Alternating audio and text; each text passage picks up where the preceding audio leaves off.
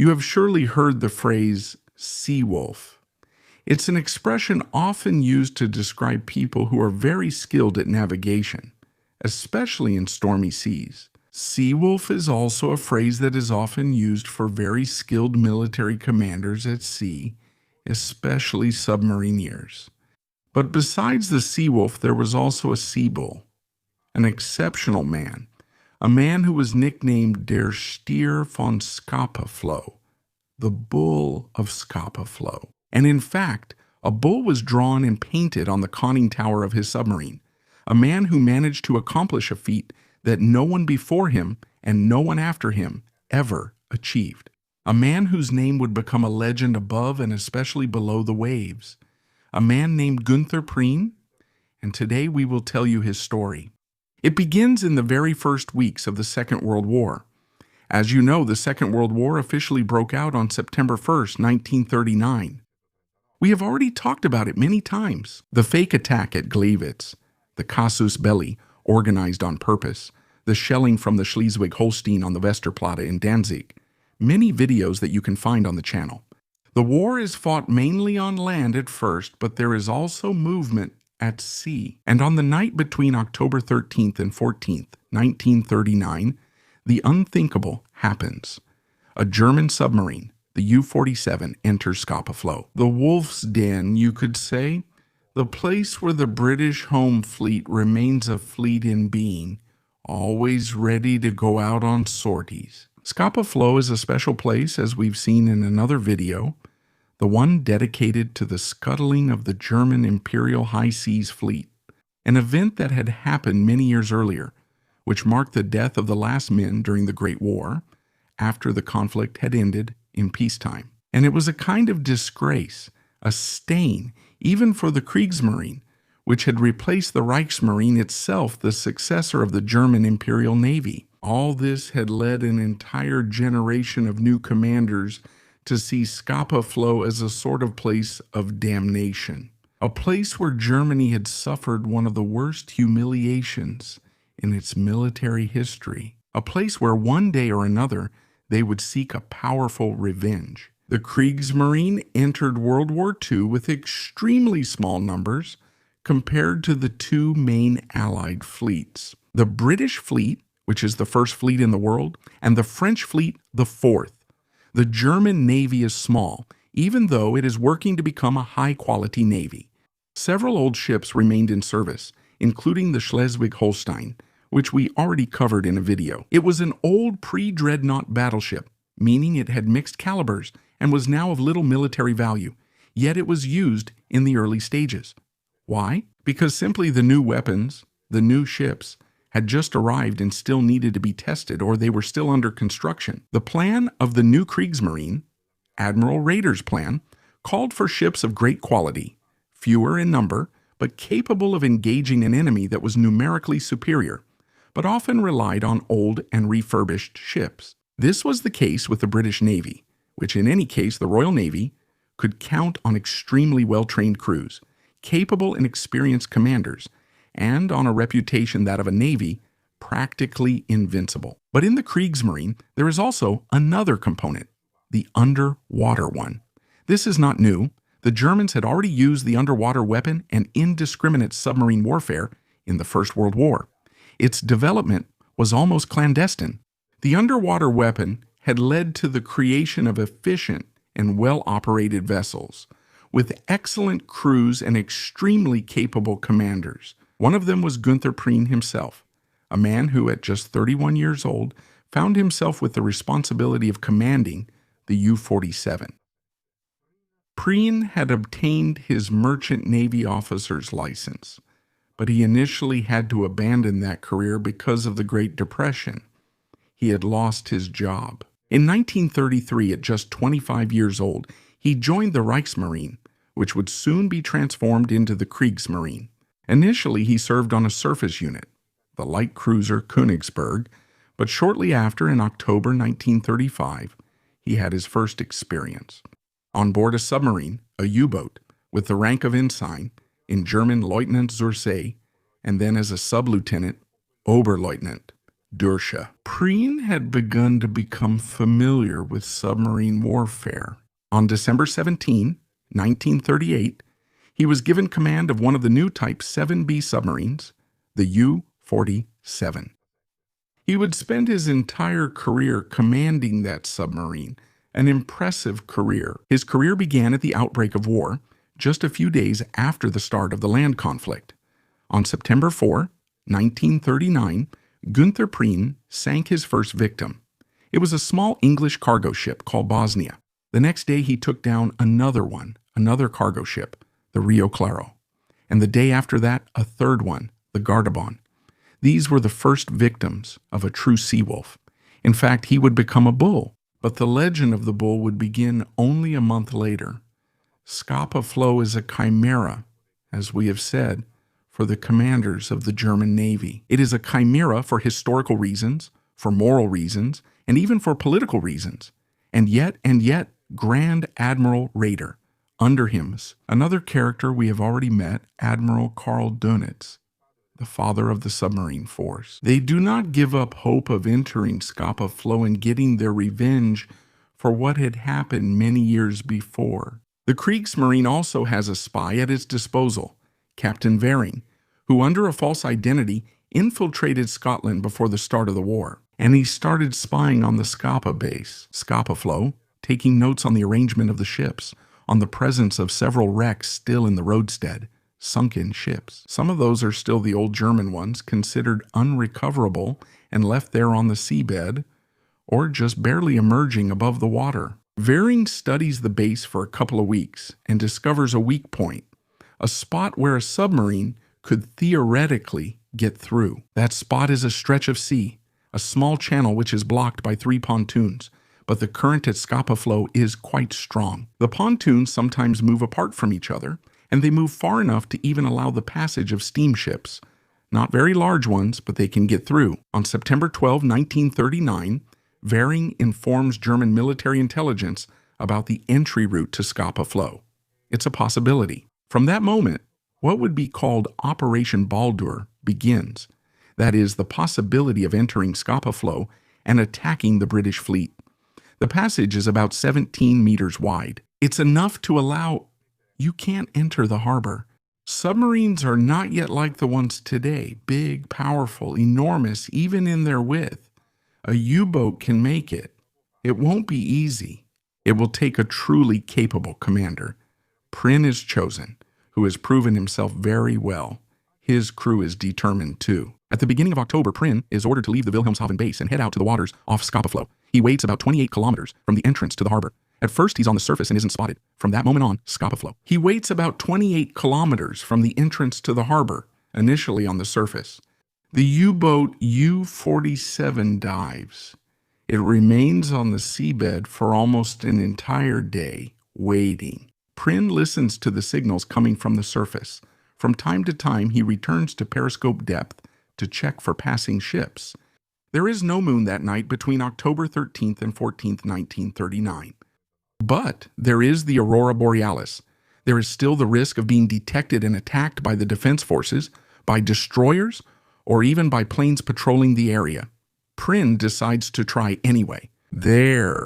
It's useless to go back to that night between the 13th and 14th of October.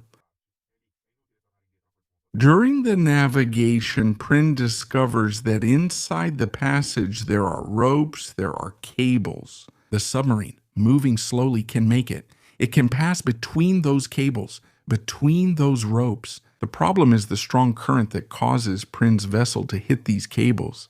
It scrapes against these metal cables, and the noise can be heard. Not only that, the cables partially tilt the submarine, which eventually gets stuck.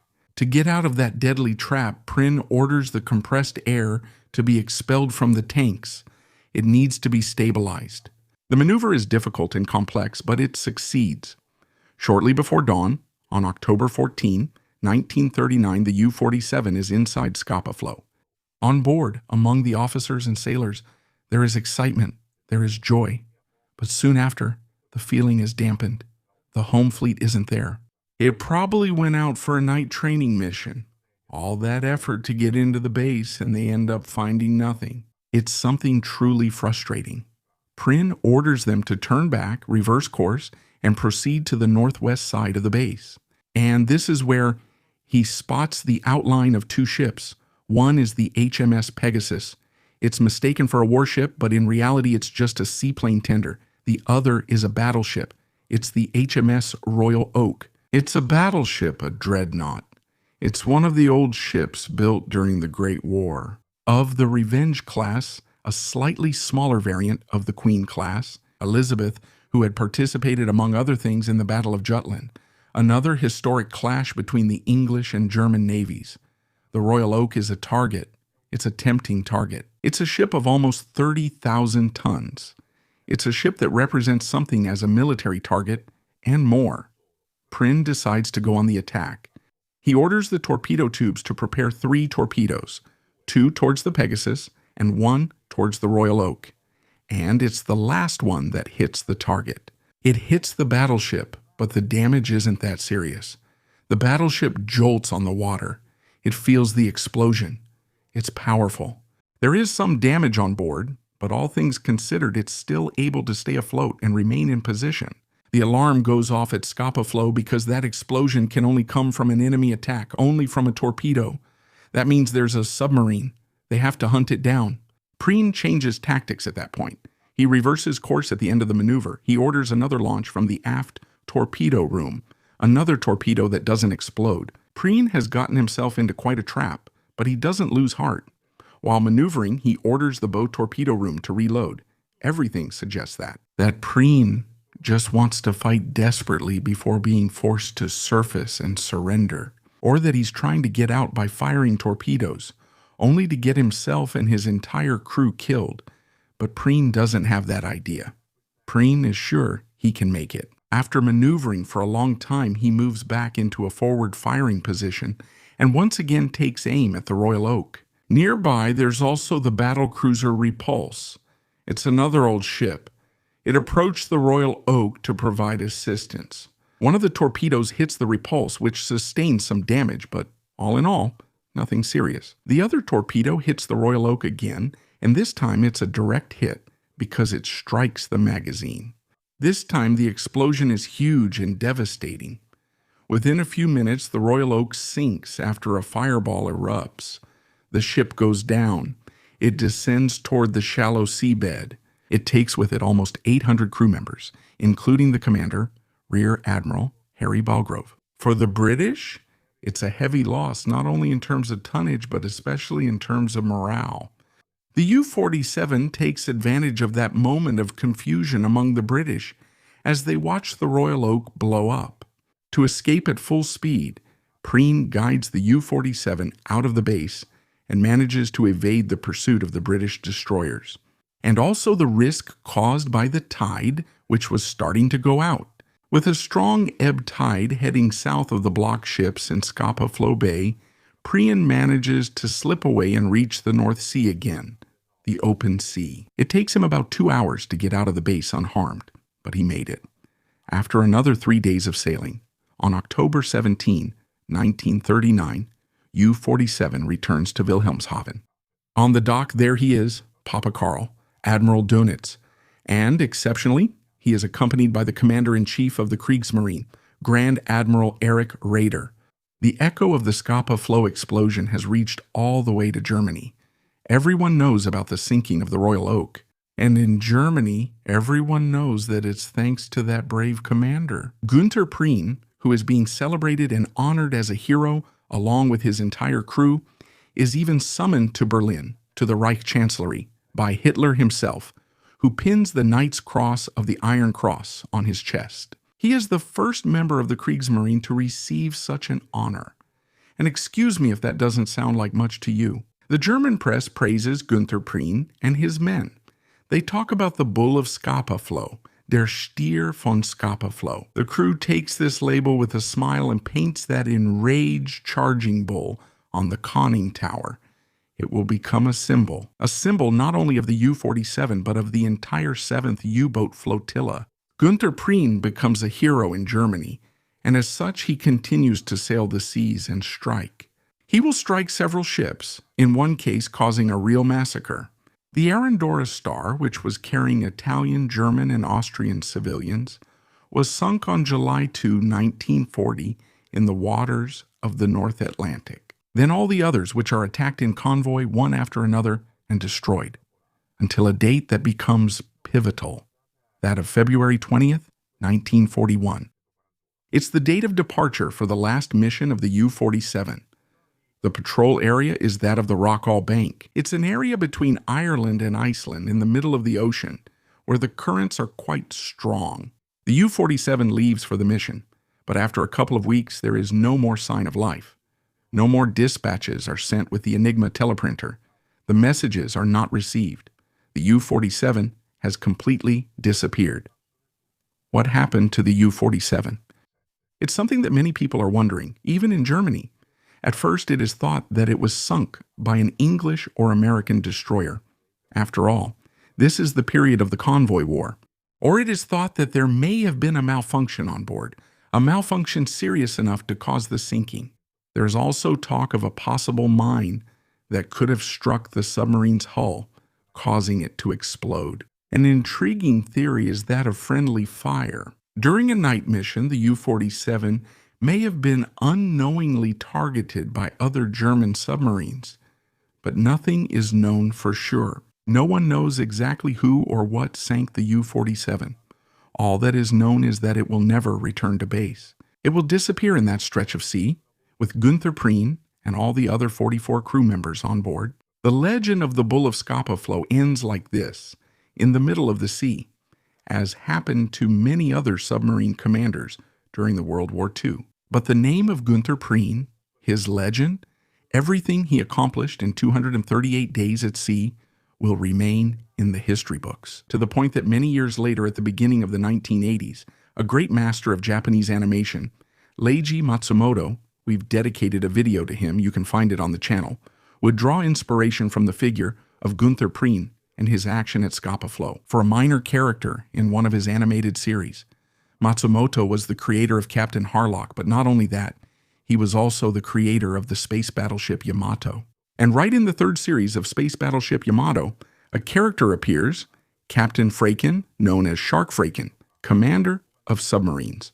That character, even though he has a mustache, while Günther Prien never had one, is none other than Prien himself brought back to life, depicted with a different appearance, but using the same combat tactics. Prien lives again a second time in popular culture, bringing with him that special mysterious aura, like a shark or a bull. In reality, like an old sea wolf, used to strong currents, to dangers, both above and below the surface, to difficult maneuvers, to the risk of being discovered, bombed, killed. It's the story of submariners, a story of courage, of hardship, of the risk of being trapped in a steel tube, tens or hundreds of meters below the surface. A story that is fascinating for many and frightening for others, but a story that always deserves to be told. Because never before and never after Günther Prien would there be anyone capable of dealing such a blow to the British Royal Navy, to enter its traditional base, the most guarded and fortified, and manage to strike at the heart of the proudest and oldest fleet in the world. A real feat, which even today we remember and, in our own way, honor.